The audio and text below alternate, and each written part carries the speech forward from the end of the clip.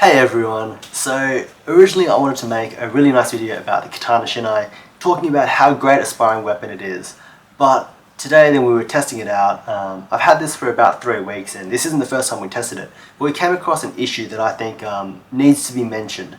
So you'll see a lot of the video that I originally made talking about the pros and cons of this before we tried and tested it out. And then I'll show you some footage from sparring today and talk about the incident that happened today towards the end. Hey everyone, so today we're going to be looking at something a little interesting, and that is the Katana Shinai.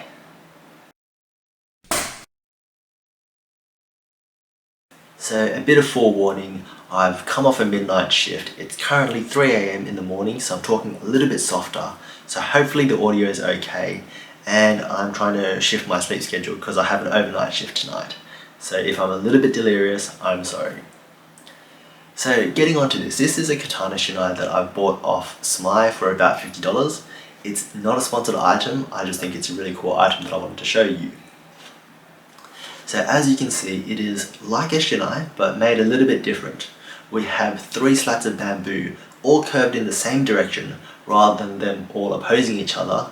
We have a nice leather tip that's bundled up with the string to show where the back is, not that it's really needed given the curvature of this. And we have a katana style wrapped handle with a plastic tsuba. And we've got some cotton wrapping with some fake ray skin underneath. And it's not wrapped properly, but it's actually quite comfortably wrapped. And we have a plastic kashira. So why would you buy one of these? Well, I mean, you could buy one because it looks cool. That's a pretty cool reason for it. The other reason is because its overall length is 100 centimeters, so similar to a katana, though the proportions are a little bit off.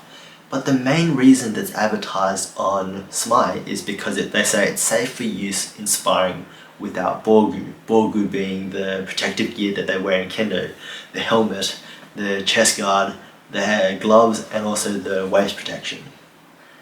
So is it really safe for use without borgu? Well, that depends on what your definition of safe is. So if we go back to ancient Japan where they fought with katanas, then, you know, fighting with real swords was straight up unsafe because you kill each other. So then they brought bokken, wooden swords, solid hard wood.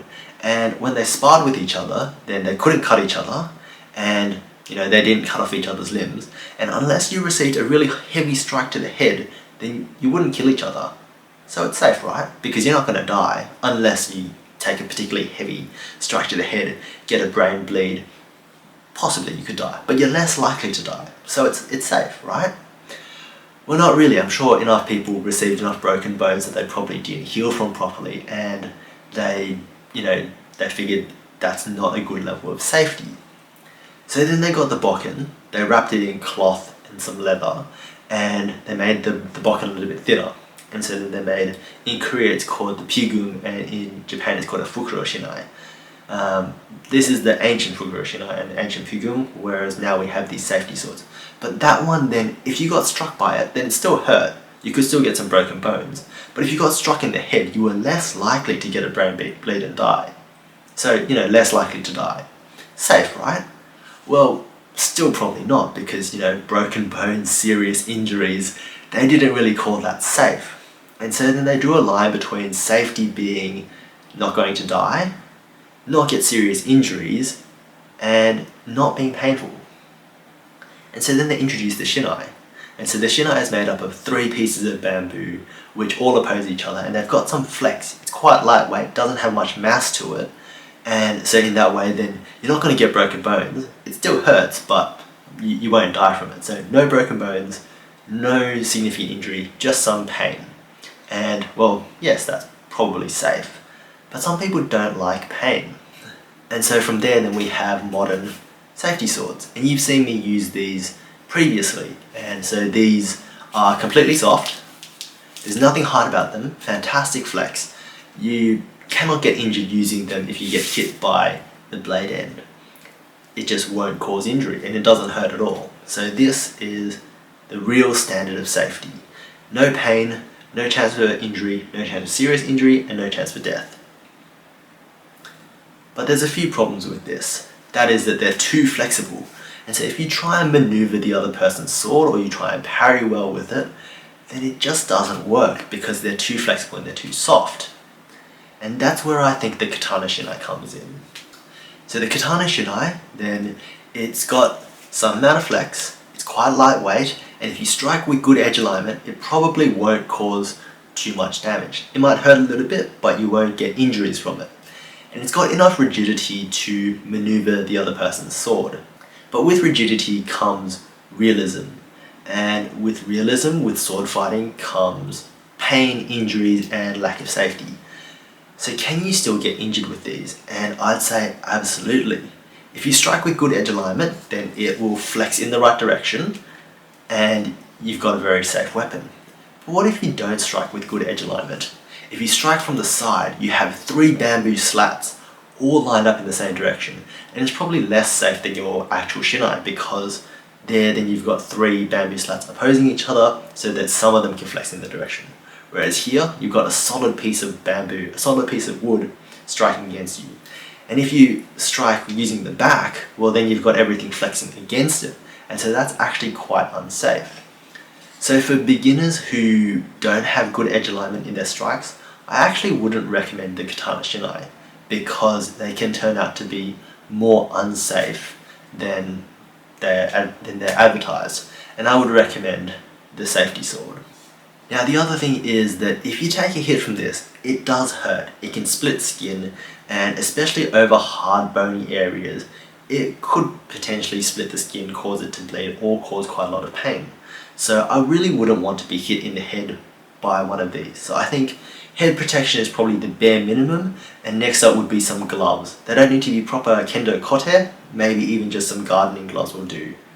And that's actually exactly what I'm planning to do, planning to wear headgear and some gloves and then do full contact sparring with these. And the reason why I bought this rather than a normal Shinai is because I don't want to wear full Borgu and I don't want to be restricted to striking areas that are protected by the Borgu.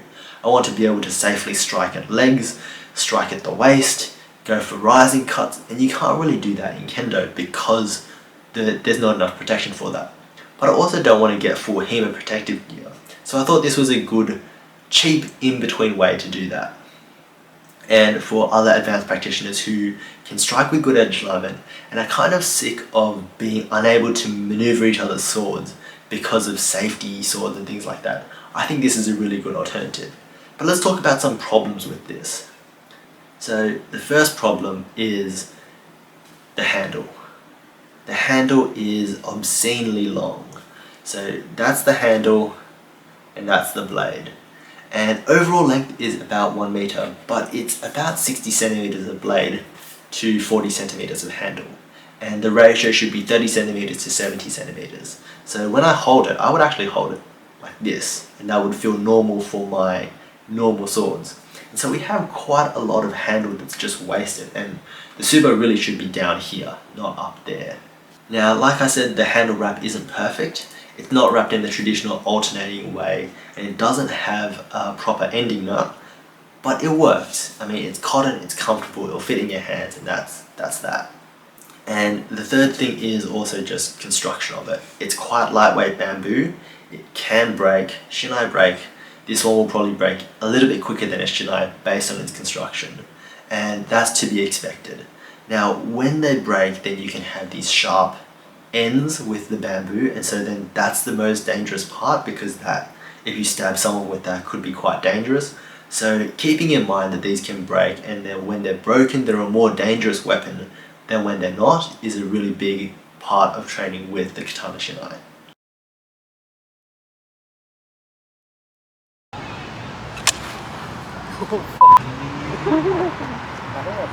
Yeah, that's dead. So today in sparring, then this happened, and hopefully the camera gets that, but basically it's broken all the way through. It's become this floppy mess, and the Katana Shinai worked pretty well for the first few sparring sessions, and the bamboo held up really nicely. The only thing that didn't hold up well was the tip. The yellow string holding on the tip was too flimsy and the tip flew off, so we reinforced it with some Akram cord, and that worked really well. But today this happened and this can't really be salvaged. So this here is the wood block that holds the slats of the bamboo apart, and I had a really good cut to the side of my sparring partner's sword, and then we heard this crack and this happened.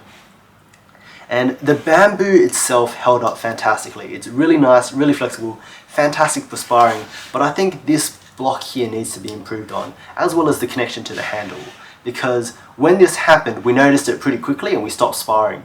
But if we hadn't and we kept on sparring, that could be a pretty big safety issue, because these bits could become jagged, there's a few sharp nails and pins in there, and if this bit flew off and hit me while I was sparring, and one of these pins got in or scratched me, then that's an infection risk. It's just not safe. And the point of this is to have a safe sparring weapon with minimal safety gear, as you can see me wearing. So I think this is something that the designers of the Katana Shinai need to be aware of, and I'll try and email through SMAI and see if they can pass on the message, and if there's any response from them I'll put it in the description down below. And if you're sparring with these, which I still think is a fantastic option because it's cheap, it's safe with the bamboo, but if something like this happens, stop sparring immediately and take a look at what's happened, because if something like this has happened, it's not safe to keep sparring. So I really wanted to promote the Katana Shinai as a fantastic sparring tool with minimal safety equipment, as you can see me wearing here, because it was seemingly perfect for that. But because of what's happened here, I don't think I can promote it in good conscience without letting you guys be aware that this can happen and this can make it unsafe. I still think that this is something that can be fixed, and so if there's any response from SMAI or the designers of Katana Shinai, I'll definitely put it in the description down below, so keep checking that in future. With that, I'll see you next time.